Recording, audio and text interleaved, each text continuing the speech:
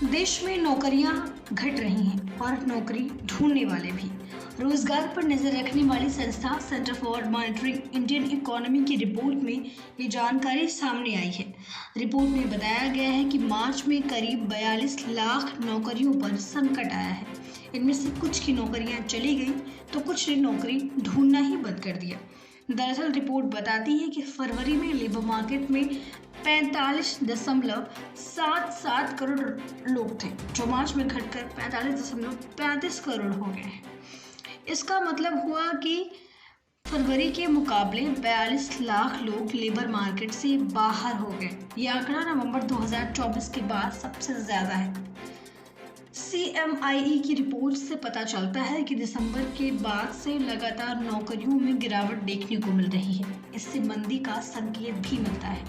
बता दें कि मार्च में बेरोजगारों की संख्या भी 36 लाख कम हो गई है। फरवरी में यहां बेरोजगारों की संख्या 3.86 करोड़ थी, मार्च में घटकर 3.5 करोड़ पर आ गई। माना जा रहा है कि नौकरियों की कमी के कारण 36 लाख लोग लेबर मार्केट से ही बाहर हो गए।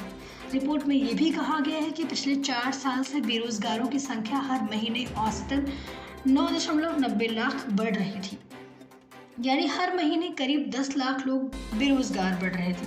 हालांकि अब बेरोजगारों की संख्या घट रही है। इस कारण जो बेरोजगारी दर फरवरी में 8.4% थी, वो अब मार्च में घटकर 7.7% हो गई है। आमतौर पर बेरोजगारी दर में गिरावट आने से पता चलता है कि बाजार में नौकरियां हैं, मगर यहाँ ऐसा नहीं है। वो इसलिए क्योंकि बेरोजगारी के साथ साथ रोजगार के मौके भी कम हो रहे हैं। दिसंबर 2024 में काम के लिए उपलब्ध आबादी में से 38% के पास रोजगार था। मार्च में यह घटकर 37.7% पर आ गया। इस वीडियो में इतना ही। बाकी अपडेट्स के लिए जुड़े रहें दी सोशलिस्ट न्यूज़ के साथ।